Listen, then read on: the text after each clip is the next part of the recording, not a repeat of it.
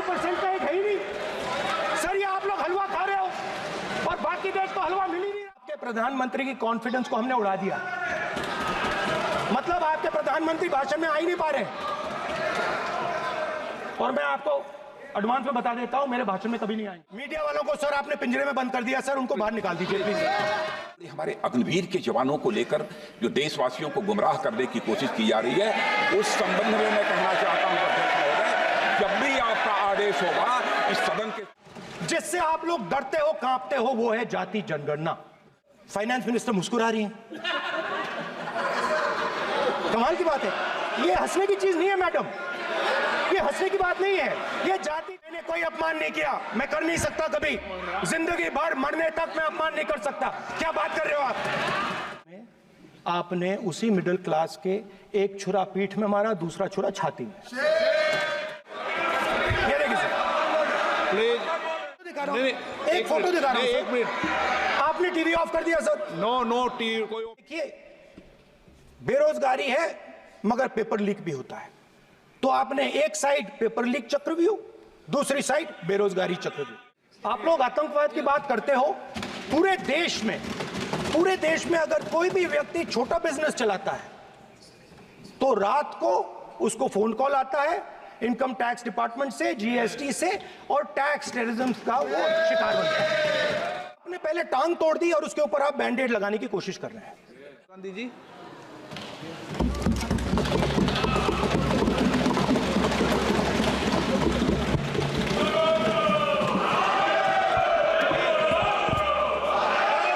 Fear has pervaded every aspect of our country.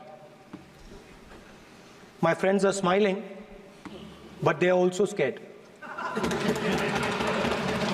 They are scared.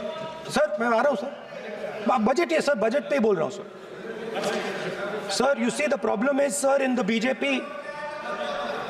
BJP only one man is allowed to dream to be prime minister. If the defense minister decides he wants to be prime minister, there's a big problem. There is fear. So this fear has been spread throughout the country, and the question I was asking myself was, why is this fear spreading so deeply? Why is it that my friends in the BJP are terrified, the ministers are terrified, the farmers of India are terrified, workers, youngsters?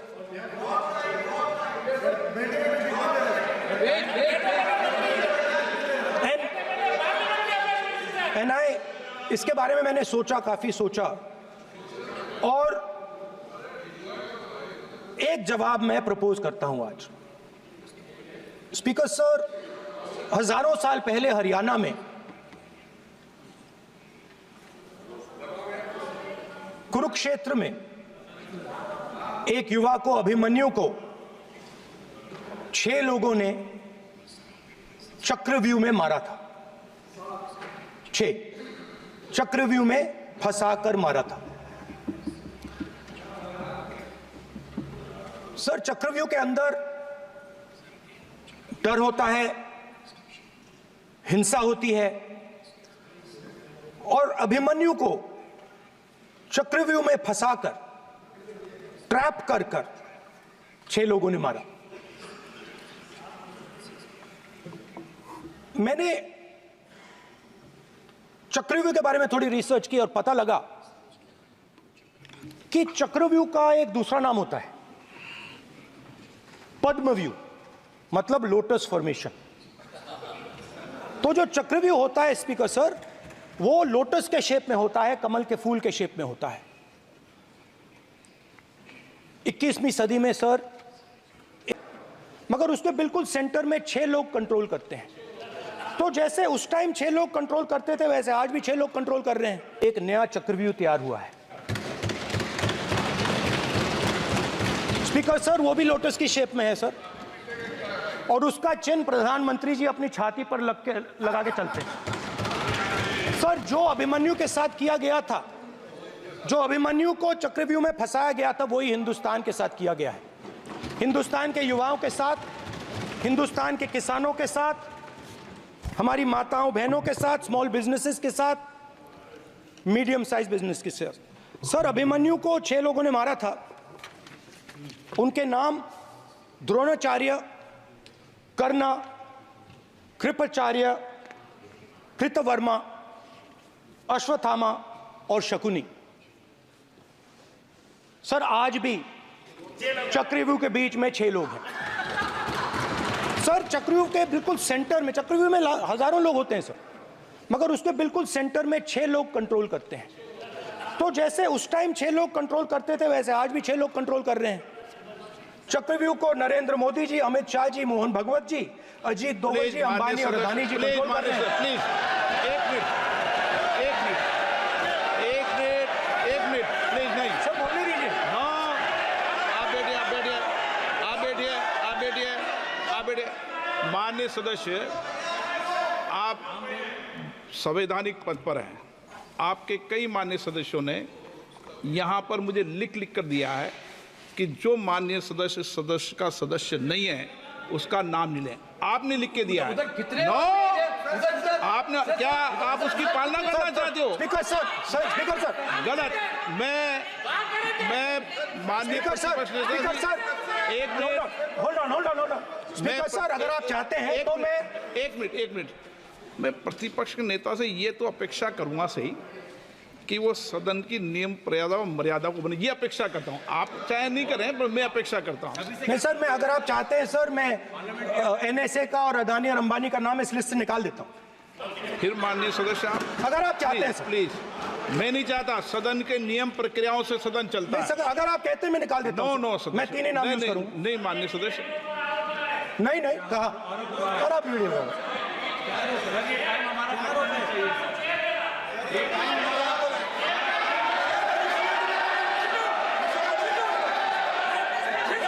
आप मत उठिए सब, please. या आप समझाइए उनको। हाँ, आप Speaker sir, the Chakravyuh that has captured India has 3 forces behind it. First is the idea of monopoly capital, that 2 people should be allowed to own the entire Indian wealth. So one element of the Chakravyuh is coming from the concentration of financial power. The second element, sir, मैं budget को explain कर रहा हूं sir, मैं आ रहा हूं, वहीं आ रहा हूं sir. So one element is financial power. The second element is the institutions, the agencies, CBI, ED, Income Tax Department of this nation. And the third is the political executive. Speaker sir, these 3 together are at the heart of the Chakravyuh. And they have devastated this country. Speaker sir, my expectation was that this budget would weaken the power of this Chakravyuh. That this budget would help the farmers of this country, would help the youth of this country, would help the laborers, the small businesses of this country. But what I have seen is that this budget, the sole aim of this budget, iski jo niyat hai, it is to strengthen this framework, the framework of big business, monopoly business, the framework of a political monopoly that destroys the democratic structure, and finally the framework of what one can call the deep state or the agencies. And the result of this has been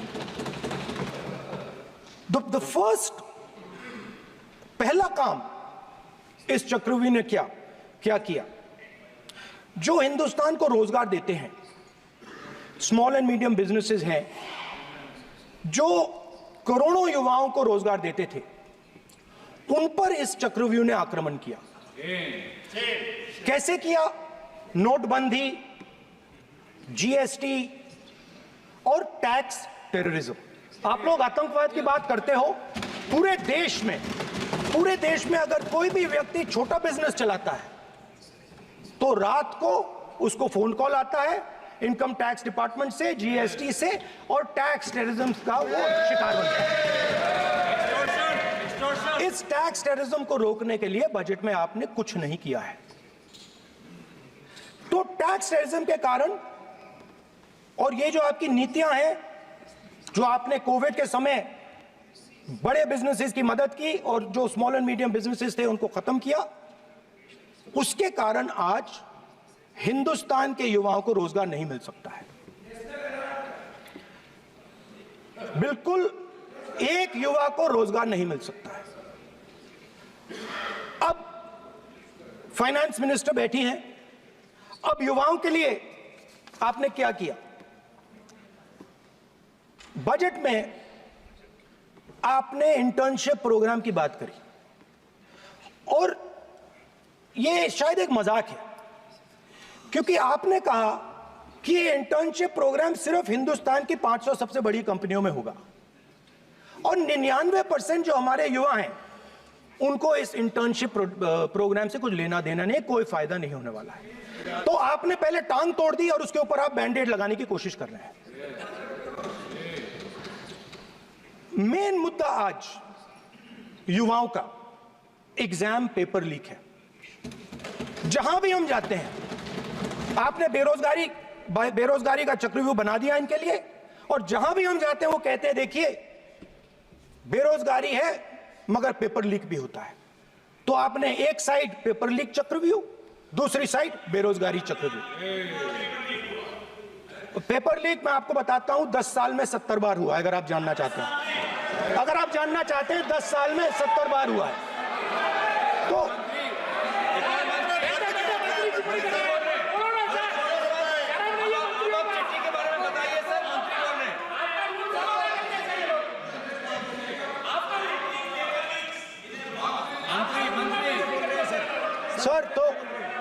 sir तो paper leak के बारे में finance minister ने budget में एक शब्द नहीं कहा है।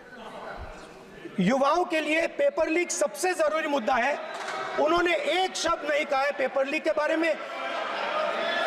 एक बार उन्होंने पेपर लीक नहीं कहा और उल्टा जो एजुकेशन बजट में पैसा देना चाहिए था वो आपने 20 साल में सबसे कम पैसा दिया है। 2.5% of budget is gone to education. Sir दूसरी तरफ आपने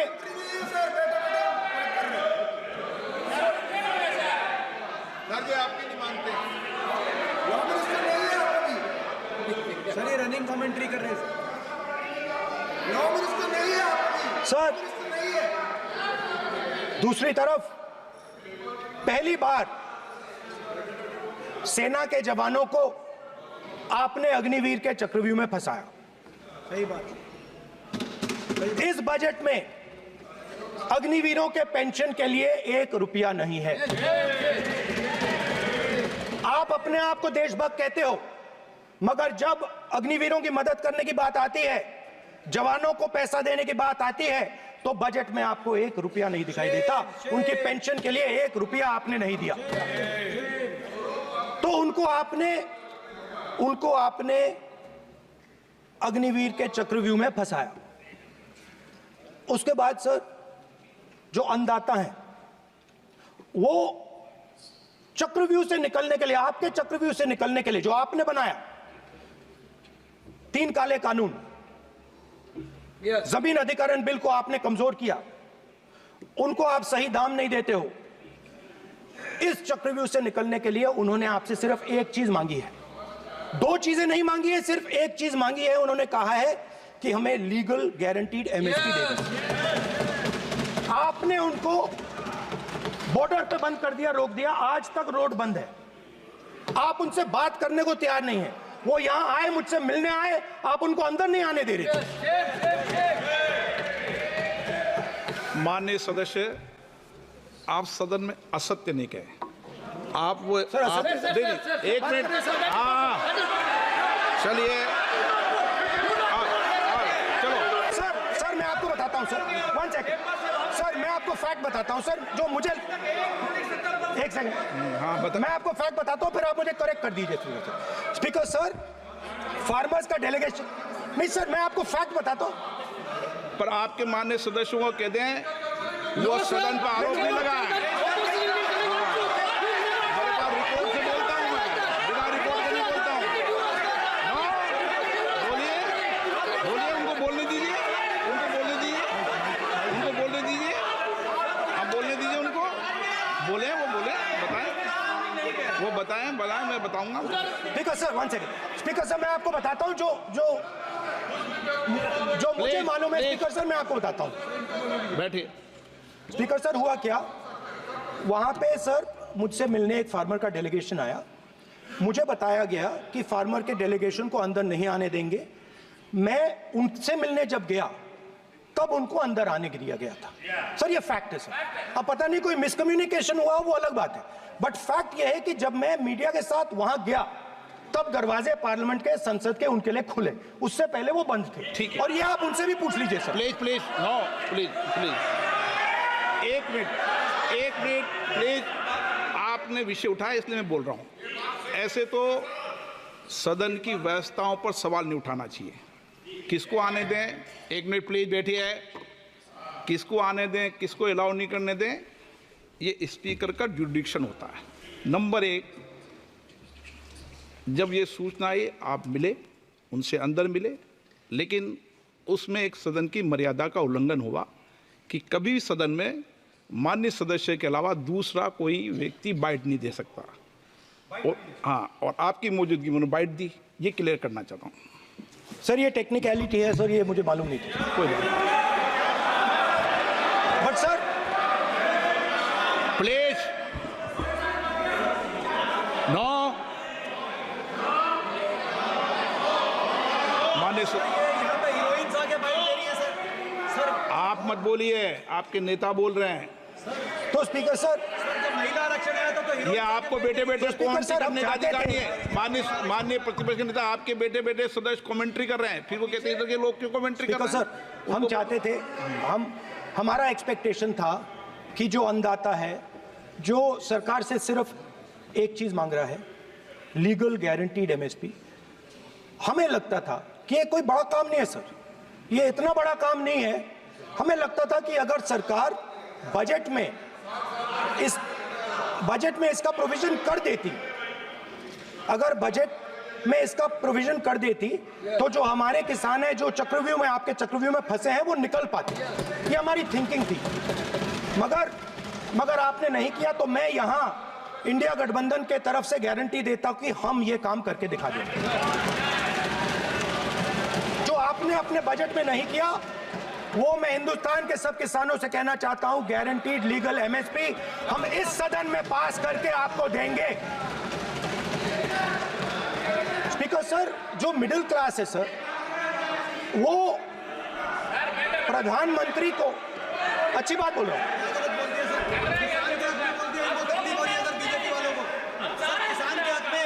अगर नेताजी पक्ष बोल रहे हैं तो आप बेटे बेटे कितनी आप मत करो, आप करोगे तो वो भी करेंगे।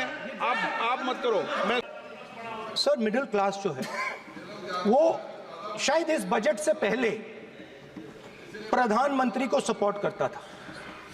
जब प्रधानमंत्री ने कोविड के समय उनसे थाली बजवाई थी तो उन्होंने दबाकर थाली बजाई, धड़ धड़ धड़ धड़ धड़ थाली बजा बजाई।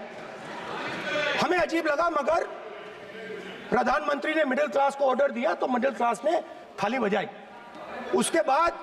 उसके बाद प्रधानमंत्री ने उसी मिडिल क्लास से कहा मोबाइल फोन की लाइट जलाओ, और मोबाइल फोन की लाइट जली। मिडिल क्लास ने, पूरे हिंदुस्तान में मिडिल क्लास ने मोबाइल फोन की लाइट जला दी। अब इस बजट में आपने उसी मिडिल क्लास के एक छुरा पीठ में मारा, दूसरा छुरा छाती में, एक इधर मारा और एक इधर मारा।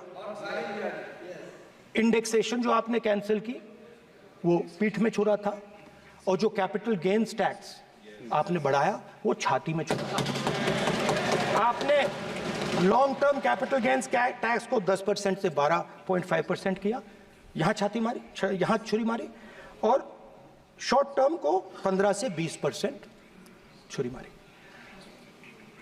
दुख की बात है, मगर इसमें एक इंडिया गठबंधन के लिए एक हिडन बेनिफिट है, मिडिल क्लास अब आपको छोड़ने जा रही है और इस साइड आ रही है।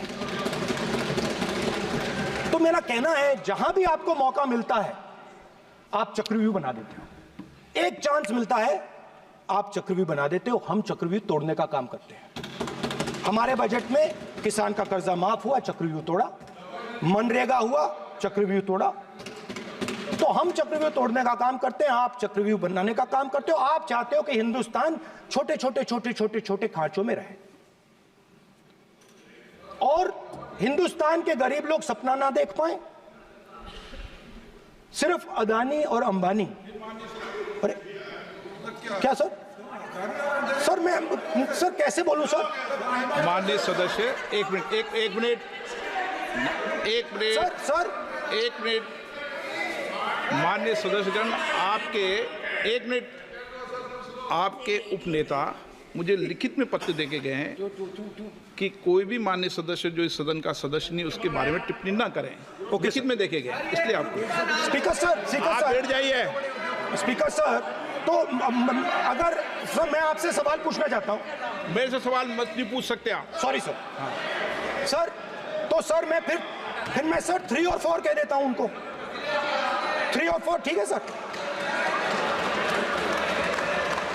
अब नाम नहीं ले सकता तो कुछ तो कहना पड़ेगा सर। 3 और 4 कह देता हूं, कोई और नंबर आपके देना। माननीय सदस्य को बता दें क्यों लिख के चिट्ठी गए मुझे। सर, हरियाणा के पूर्व मुख्यमंत्री पर जब इस प्रकार के आक्रमण करते हैं, हरियाणा के पूर्व मुख्यमंत्री के संदर्भ पर हमको आपने चिट्ठी भेजी। एक पूर्व मुख्यमंत्री को आप 2 उद्योगपति से जोड़ना चाहते हैं, एक किसान नेता जो हरियाणा के, आज उन पर जब आपको अलाउ किया है क्या? उद्योगपति के साथ जोड़ना चाहते हैं। ये है सदन की मर्यादा।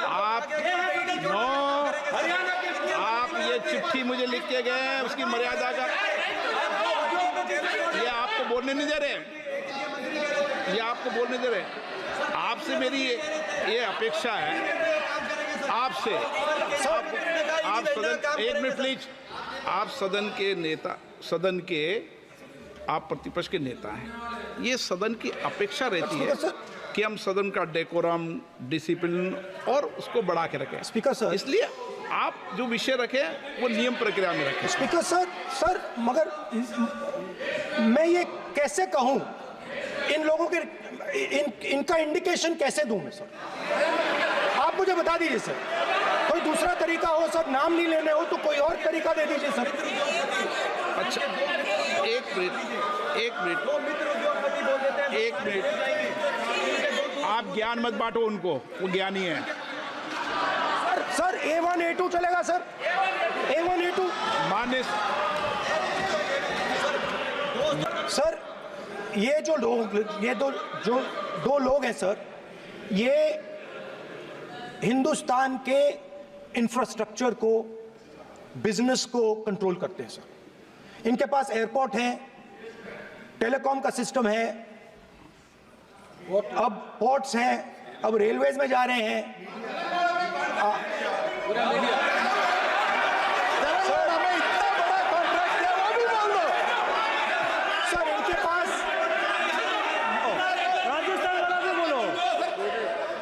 सर इनके पास सर इनके पास हिंदुस्तान का पूरा धन का मोनोपोली है सर।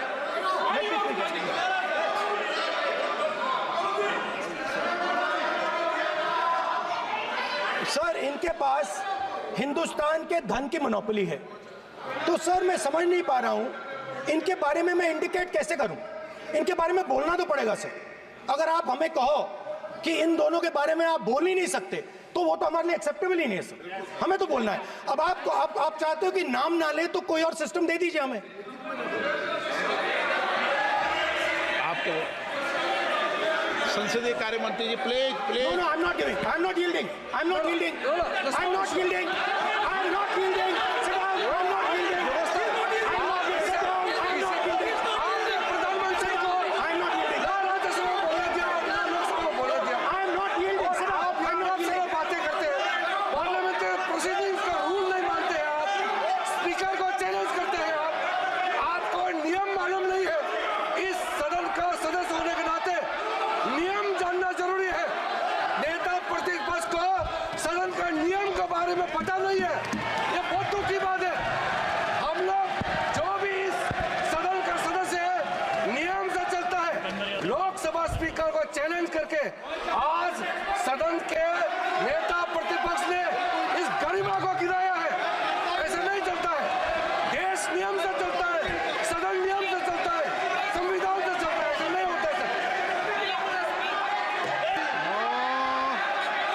तो सर मैं समझता हूं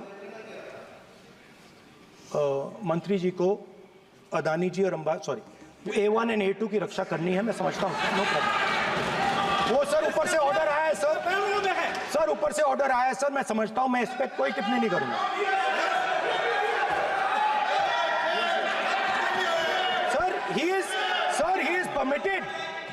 Sir, he is permitted to defend them, sir. It is a democracy, sir. He can defend them. We allow him to defend them, ऐसा sir. होता है क्या? A1 and A2, sir. आपके Happily, sir. मान्य We are happy, sir. If the minister is protecting A1 and A2, sir, it helps us only, sir. No problem. We like it, sir. Please do it again, sir. Please do it again. Sir, I give you the space. मैं तो एक व्यवस्था का बात करना था, फिर शुरू हो गया। संसदीय कार्य मंत्री जी, व्यवस्था तहत मैं सिर्फ जो परिस्थिति बने उसमें कहने के लिए मैं खड़ा हुआ। उन्होंने बोला मैं यील्ड नहीं किया, ये नियम होता है। अगर समय हम मांगते हैं तो यील्ड करना, एक मिनट, वो यील्ड करना एक परंपरा है। No, there's no परंपरा. You don't नहीं करेंगे बोलते हैं। Prime Minister does not yield.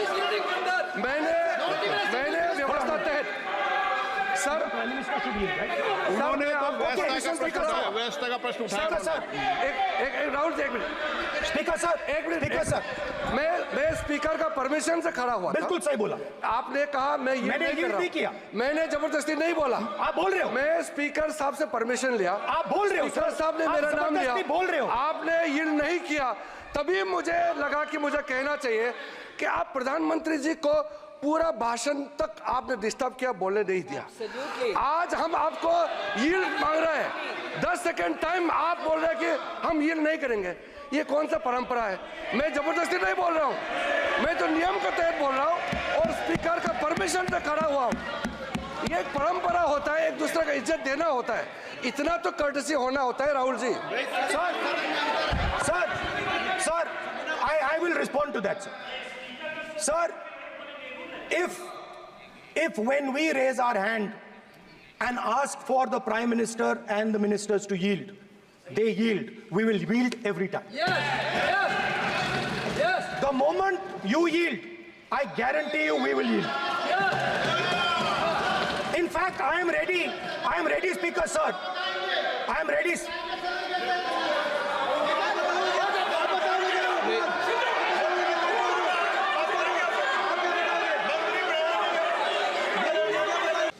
देश में ये कौन कर रहा है?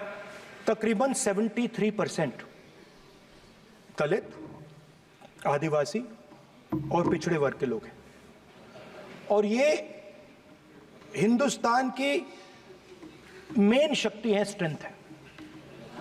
और सच्चाई है कि इनको कहीं भी जगह नहीं मिलती है। इनको बिजनेस में जगह नहीं मिलती है, इनको कॉर्पोरेट इंडिया में जगह नहीं मिलती है, इनको सरकारों में जगह नहीं मिलती है। ये देखिए सर, प्लीज ये देखिए सर, ये फोटो देखिए सर। एक मिनट प्रतिपक्ष, एक मिनट। मैंने पहले भी आपसे अपेक्षा की थी, अब आप प्रतिपक्ष के नेता हैं, संवैधानिक दायित्वों पर है। क्या सर? ओके, सर मैं फोटो दिखा रहा हूँ, एक फोटो दिखा रहा हूँ। एक मिनट, आपने टीवी ऑफ कर दिया सर। नो टीवी कोई ऑफ नहीं है। वो देखिए सर, ऑफ हो गया। मेरा फोटो दिखा, कोई नहीं ऑफ था सर, ऑफ है सर। नो सर दिखाइए सर, एक ऑफ है सर। नो, आप टीवी ऑफ कर लेते हो। प्लीज आप बैठिए, एक बात सुनिए। ओके सर, नहीं आप अपोलोजाइज सर। नहीं, नो अपोलाइज। मैं आपको अपोलाइज के लिए नहीं कह रहा। आप प्रतिपक्ष के नेता है तो मेरी ये अपेक्षा रहती है कि सर, ये देखिए सर, बंद होगी। आप सदन की मर्यादा को रखें। सर, जब भी मैं उसको हटाना चाहता हूं मुझे ये करना है सर। वो देखो आ गई।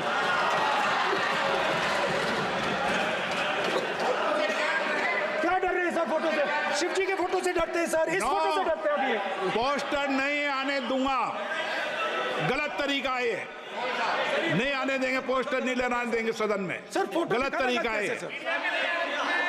नो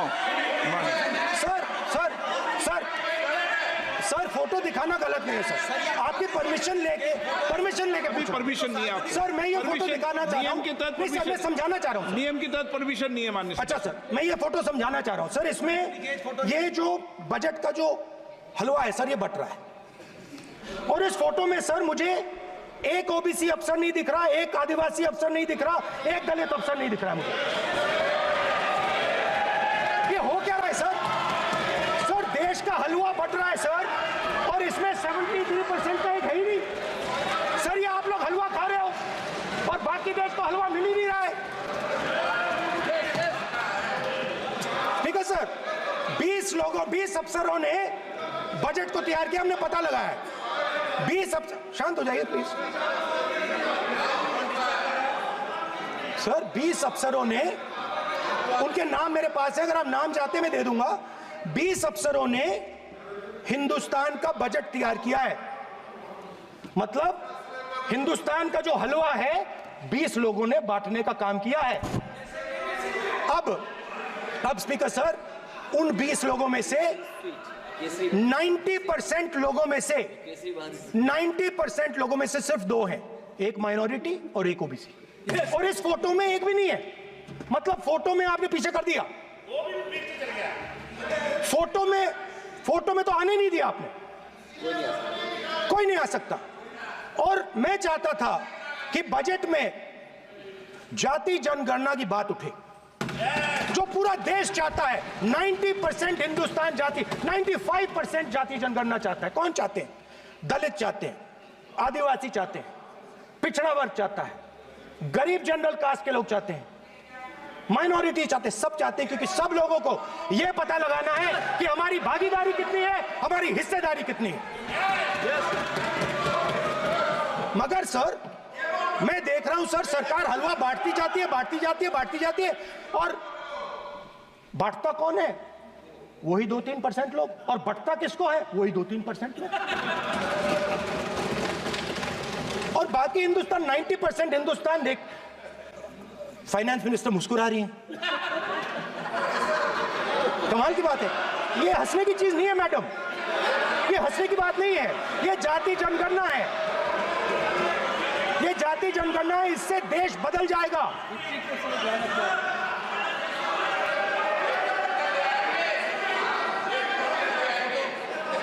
सर आपको सर ये जो सर जो पद्मव्यूह वाले हैं, उसको चक्रव्यूह को पद्मव्यूह भी कहा जाता है। सर जो पद्मव्यूह वाले हैं, इनको गलतफहमी है। ये सोचते हैं कि देश के युवा, देश के पिछड़े लोग अभिमन्यु हैं। देश के पिछड़े लोग अभिमन्यु नहीं है, अर्जुन है। और वो जो आपका चक्रव्यूह है, उसको फोड़ के फेंक देंगे, फेंकने वाले हैं। पहला कदम इंडिया गठबंधन ने ले लिया, आपके प्रधानमंत्री की कॉन्फिडेंस को हमने उड़ा दिया। मतलब आपके प्रधानमंत्री भाषण में आ ही नहीं पा रहे। और मैं आपको एडवांस में बता देता हूं, मेरे भाषण में कभी नहीं आएंगे सर। अरे सर इसमें क्या गलती है सर? एक बात बताइए,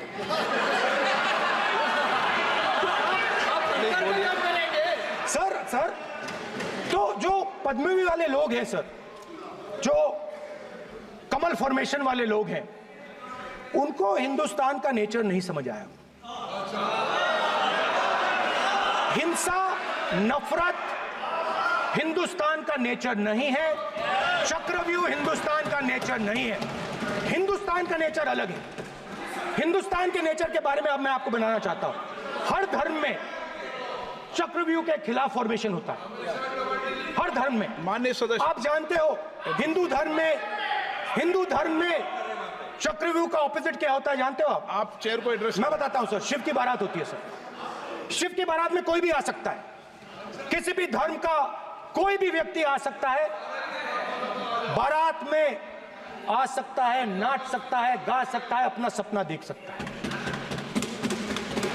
सर गुरु नानक जी, सिखों की बात करी जाए तो सेवा करने से किसी को नहीं रोका जा सकता है, लंगर से किसी को बाहर नहीं फेंका जा सकता है। सर इस्लाम में कोई भी मस्जिद में आ सकता है, चर्च में कोई भी घुस सकता है, संघा में कोई भी आ सकता है सर, मगर इनके चक्रव्यूह में सिर्फ 6 लोग हैं सर। तो ये लड़ाई शिव की बारात और चक्रव्यूह के बीच में है। हम चक्रव्यूह तोड़ते हैं, हम चक्रव्यूह तोड़ने का काम करते हैं। मनरेगा, हरी क्रांति, आजादी, कॉन्स्टिट्यूशन, ये चक्रव्यूह को तोड़ने के काम हैं। इससे देश में खुशी आती है, डर मिटता है, कॉन्फिडेंस आती है। आप पद्मव्यूह चक्रव्यूह बनाने का काम करते हो। चक्रव्यूह शिव की बारात को हरा ही नहीं सकता है। आप अपने इतिहास को देखिए, आप अपने आप को हिंदू कहते हो, आप हिंदू कहते हो, आप हिंदू धर्म को समझते नहीं हो।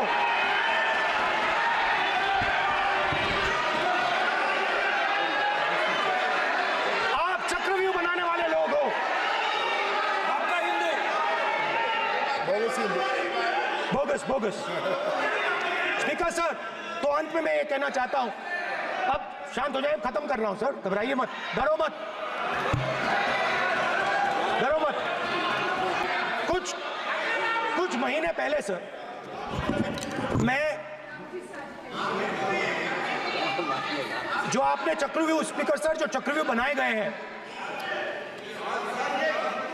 ये राम जी की एक्टिंग कर रहे हो। नहीं, कोई अपमान नहीं किया, मैंने कोई अपमान नहीं किया, मैं कर नहीं सकता कभी, जिंदगी भर मरने तक मैं अपमान नहीं कर सकता। क्या बात कर रहे हो आप, क्या बात कर रहे हो? कुछ महीने पहले मैं 6-7 घंटे बढ़इयों के साथ काम किया। वहां विश्वकर्मा जी थे, उनसे मैंने एक सवाल पूछा। मैंने उनसे कहा कि आपको किस चीज से दुख होता है, किस चीज से आपको दर्द होता है? उन्होंने मुझे कहा, राहुल बात सुनिए, आपको समझ आ जाएगी, बात सुनिए, समझिए। सर इंटरप्ट कर रहे हैं सर, अब बोलिए, देखिए आप इतना इंटरप्ट करते हो और मैंने- बोलते हो बेटे बेटे, आप तो पूरे भाषण में बेल में आ जाते हो, सवाल करते हो इंटरप्ट करने का। स्पीकर सर, तो मैंने विश्वकर्मा जी से पूछा कि आप यहां सालों से बढ़ाई का काम कर रहे हो, आप सालों काम पूरे देश में, अगर आप देखोगे मिलेंगे, ढूंढो, आपको अपने घर में नहीं मिलेंगे, पूरे देश में मिलेंगे, ढूंढो आप जाके। उनका जवाब। तो मैंने उनसे पूछा, विश्वकर्मा जी आपको दर्द किस बात का होता है, दुख किस बात का होता है? तो उन्होंने कहा, राहुल मैं ये टेबल बना रहा हूं, मगर राहुल जी कहा, राहुल जी अब कहा, वो मुझे अच्छा नहीं लगा, मगर कहा, सच्चाई है। तो उसने कहा, राहुल जी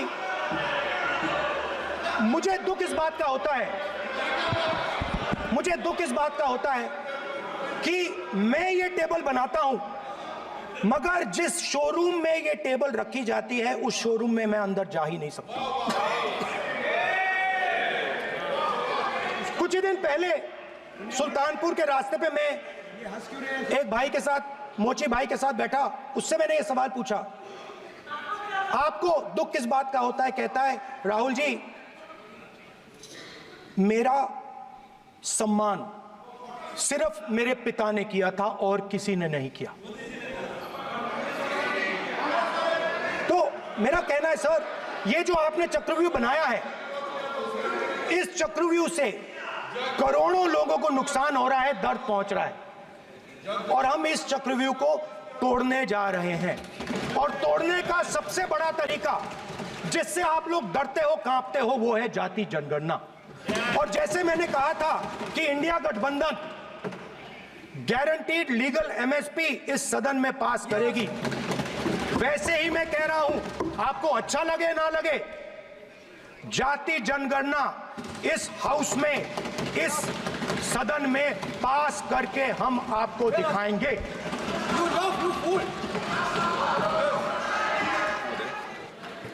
अध्यक्ष महोदय, नेता प्रतिपक्ष ने बजट के संबंधित जो भी भ्रांतियां पैदा की हैं, जब बजट से संबंधित जवाब देने के लिए वित्त मंत्री जी खड़ी होंगी तो उन भ्रांतियों को लेकर जो भी क्लैरिफिकेशन देना है, जो कुछ भी देश को संदेश देना है, वो अपनी तरफ से संदेश देंगी।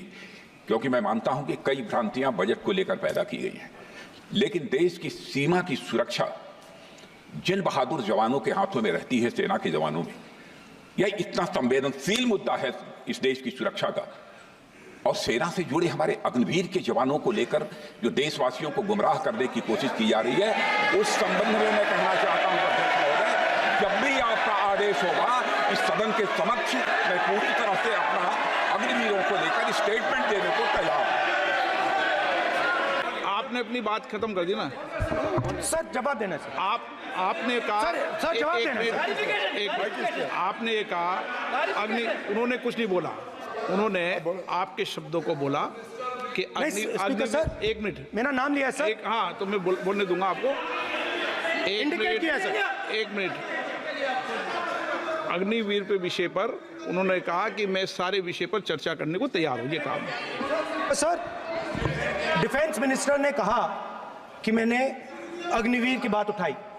सर पहले भी डिफेंस मिनिस्टर ने कहा था कि शहीद अग्निवीर परिवारों को कॉम्पनसेशन दिया गया है, और उन्होंने कहा, हाउस में कहा कि 1 करोड़ रुपया कॉम्पनसेशन दिया गया है, मगर सर वो गलत था। सर उस शहीद परिवार को इंश्योरेंस दिया गया था, कॉम्पनसेशन नहीं दिया गया था। सर मैं ये कहना चाहता हूं सर ये सच है सर। और सर भाषण के एकदम बाद सर कॉम्पनसेशन गया था सर। सर ये सच्चाई है सर, इसको कोई नकार नहीं सकता, ये सच्चाई है सर। सर आखिरी बात सर, आखिरी बात सर, आपने एक और चक्रव्यूह बना दिया है सर। मीडिया वालों को सर आपने पिंजरे में बंद कर दिया सर, उनको बाहर निकाल दीजिए प्लीज। सर बेचारे सर मीडिया वाले हैं सर। बेचारे नहीं है वे, बेचारे शब्द बोलो उनके लिए। सर नॉन बेचारे मीडिया वाले हैं सर। नो बेचारे नहीं, नॉन बेचारे सर, नॉट बेचारे मीडिया वाले हैं सर। सर नॉट बेचारे। एक मिनट, मैं बैठा हूँ ना, वह आप आसन पे बात कर रहे हैं तो आसन को बात करने दो। नो मैं बताऊँ सर, नॉट बेचारे मीडिया वालों ने कहा है सर कि प्लीज, उन्होंने मुझसे कहा है कि आपसे हाथ जोड़कर कहें कि उनको निकलने दें, क्योंकि वो बड़े डिस्टर्बेंस है। एक मिनट प्लीज।